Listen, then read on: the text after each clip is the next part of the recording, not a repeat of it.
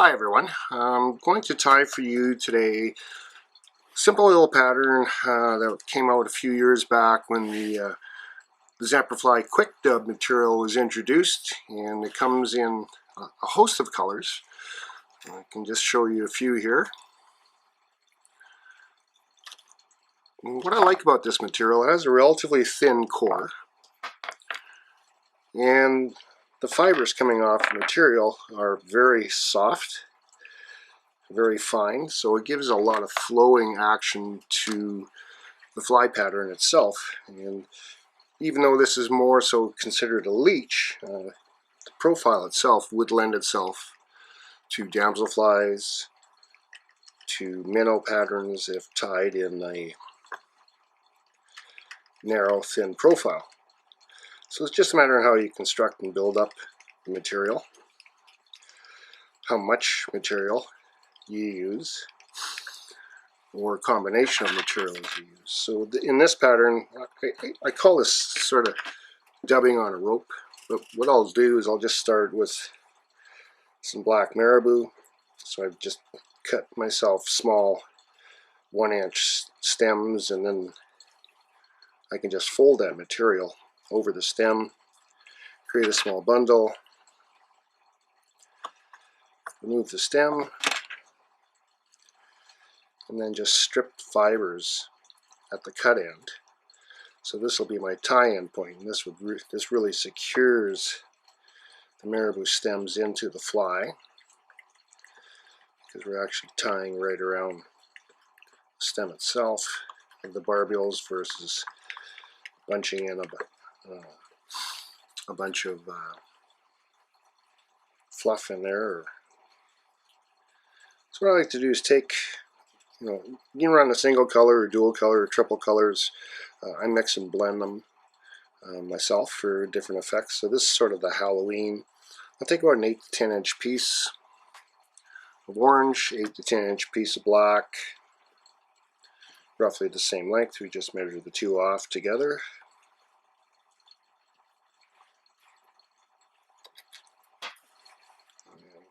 That there, it's easily torn, and then I'll just tie them in together at the front of the hook.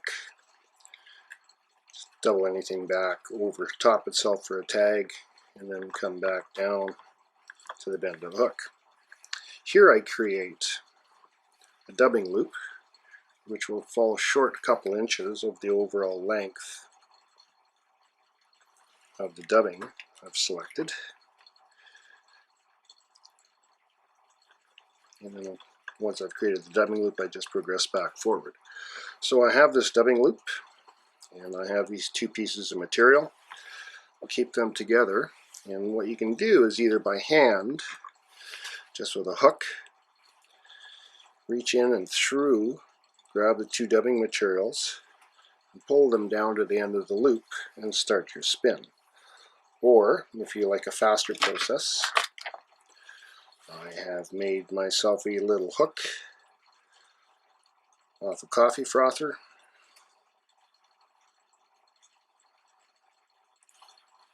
And a friend of mine from Holland had showed me years ago.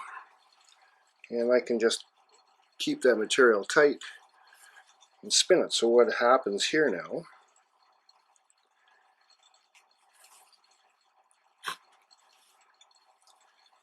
with the nano silk, I also increase the strength in the rope. As you can tell, it's a pretty fine measure. The rope is pretty thin still, and I can brush out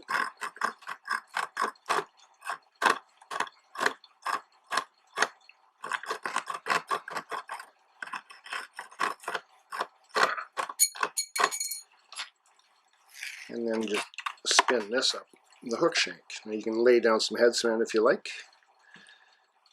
This makes a very, very strong pattern. You just spin that up in behind the hook eye or in behind the bead. I'll take 2 full turns behind the bead, making sure that it's getting tight, just to fill that area behind the bead, and then we'll go around the dubbing material in this fashion here, once behind, once in front. We'll do that 3 times, and then 2 3-knot whip finishes.